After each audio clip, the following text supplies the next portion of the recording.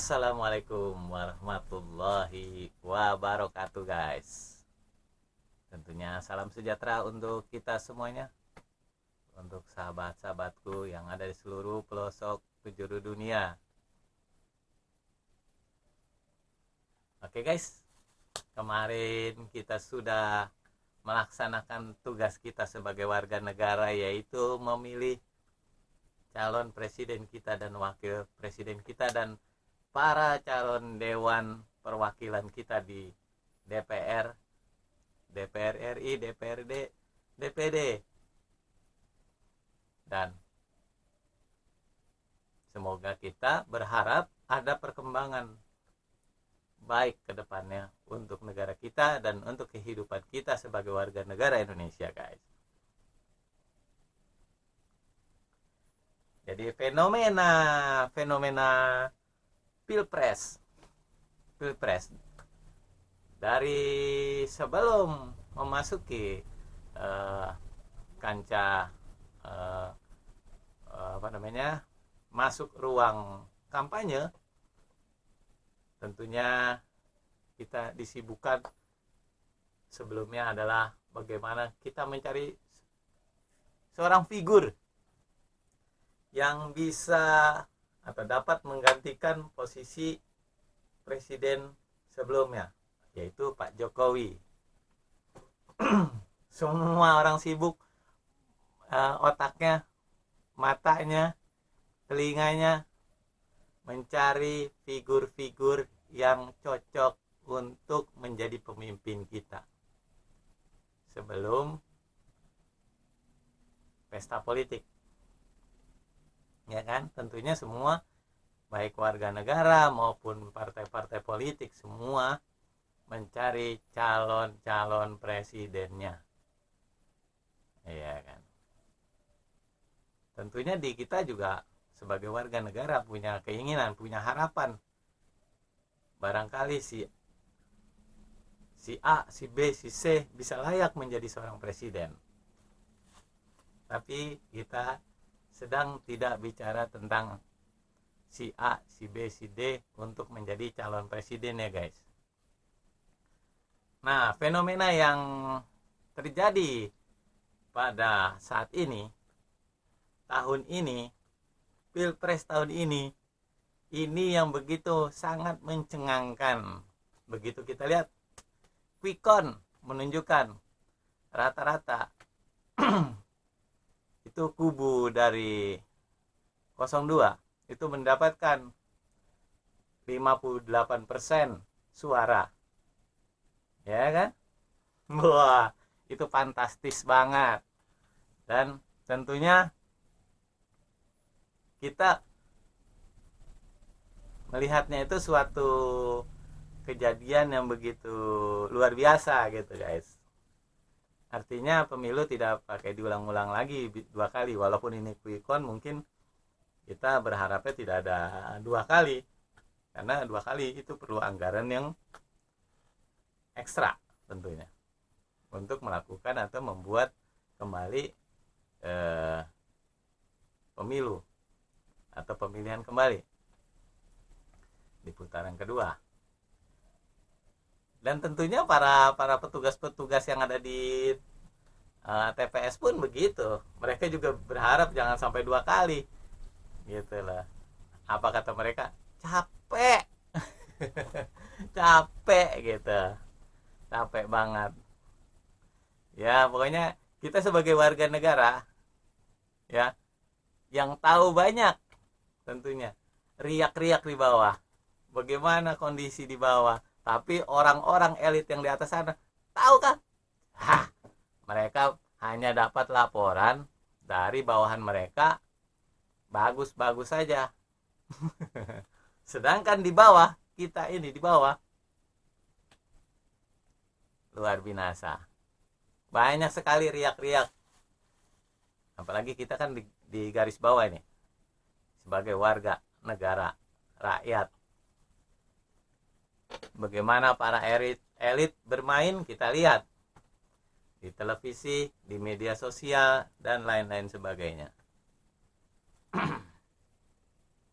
Nah, di sini kita mau bicara mengapa partai berkepala banteng sekarang hanya mendapatkan suara kisaran 16%. Jauh sekali di bawah seperti pemilu-pemilu sebelumnya. 16%, bro. Gitu. Sedangkan kubu nomor 1, ya, kubu nomor 1 itu mendapatkan 25% kurang lebih. Gitu. Tapi di kubu nomor 2 itu bisa mencapai 58%. Itu sudah merupakan suatu hal yang luar biasa. Mengapa partai berkepala banteng ini bisa nyungsep sampai 16%? Karena sudah menodai perasaan hati para pemilihnya. Gitu. Bagaimana mereka menodai? Mereka telah menodai para pemilihnya, para kan pengikutnya, yaitu dengan mereka terus menyudutkan Pak Jokowi yang sudah berusaha bekerja semaksimal mungkin, ya, untuk kita, untuk saya dan rakyat Indonesia pada umumnya. Pak Jokowi itu kerja udah luar biasa, guys. Saya merasakan kehidupan zaman Orde Baru, ya. Saya merasakan zaman-zaman presiden sampai dengan Pak Jokowi. Jadi bukan suatu hal yang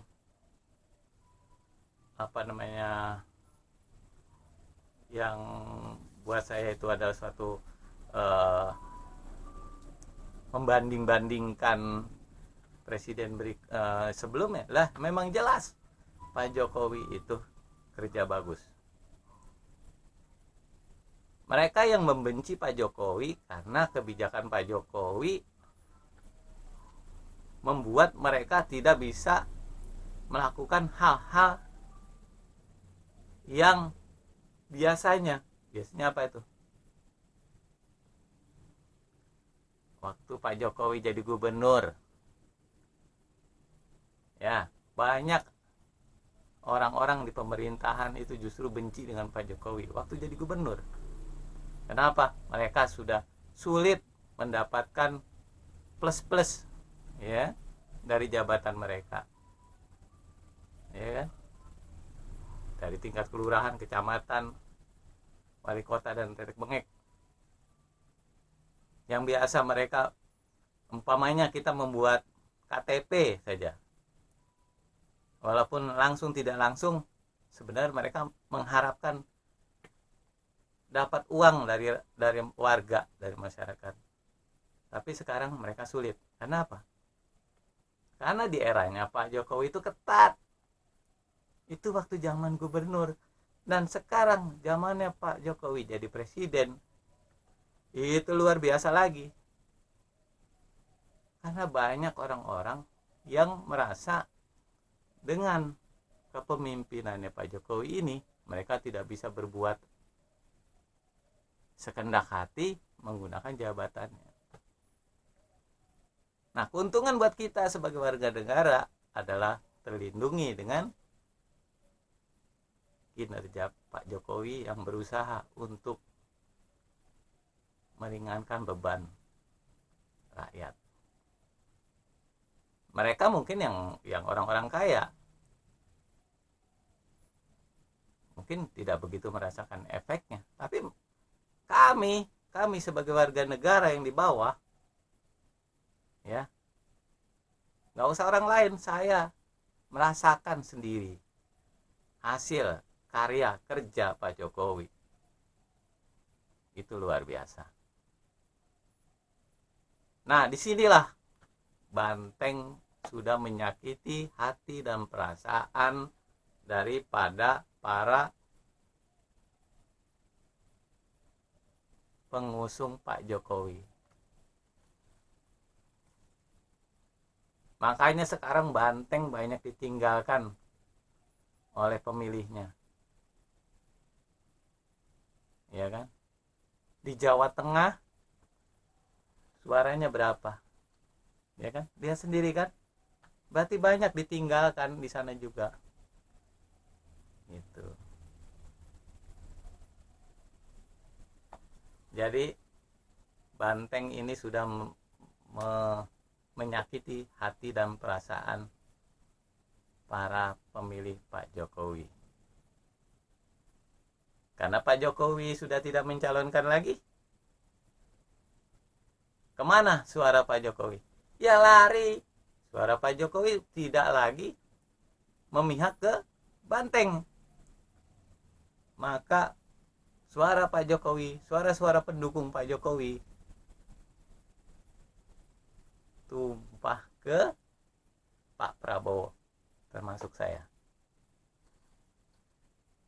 Tadinya saya bangga, saya suka PDIP mengusung Pak Ganjar.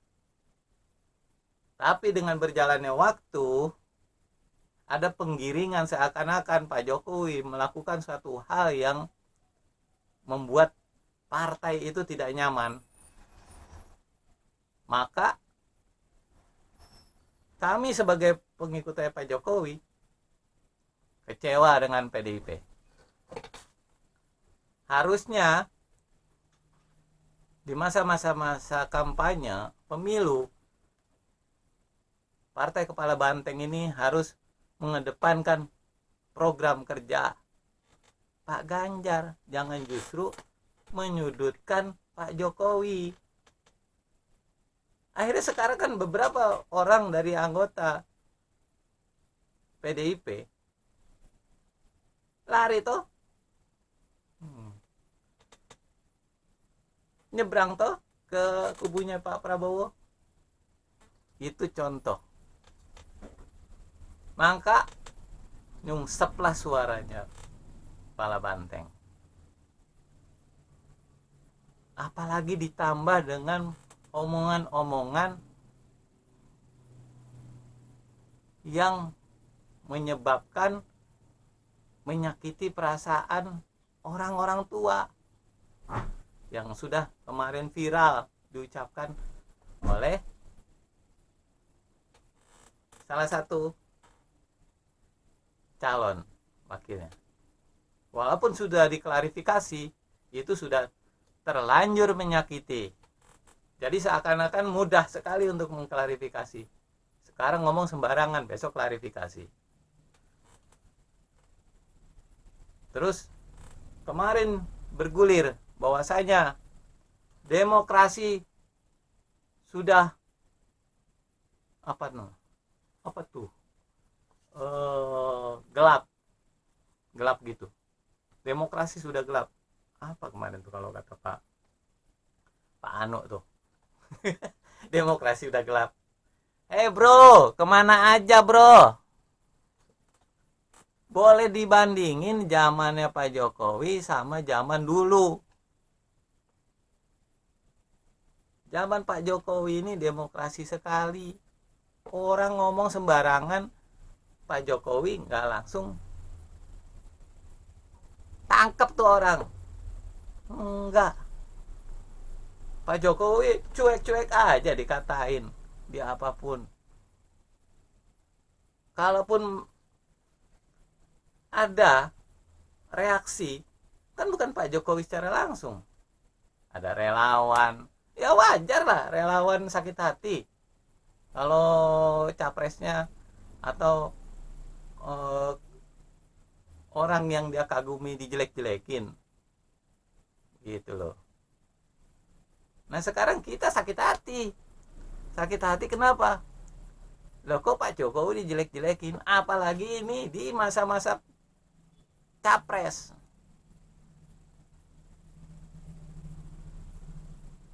Jadi disinilah tamparan buat PDIP. Karena sudah menjelek-jelekan Pak Jokowi dengan berbagai macam bahasa umpatan lah, apalah. Gitu. Pak Jokowi itu sedikit banyak sudah ada perubahan, ya. Beliau orangnya tidak bisa tinggal diam. Itu. Jadi kita bersyukur Pak Prabowo Gibran menang. Kita sih tidak sedang bicara di kubu satu ya, kubu nomor satu tidak. Kita sedang bicara ke Pala Banteng. Gitu. Ini sudah melukai perasaan para pengikut Pak Jokowi.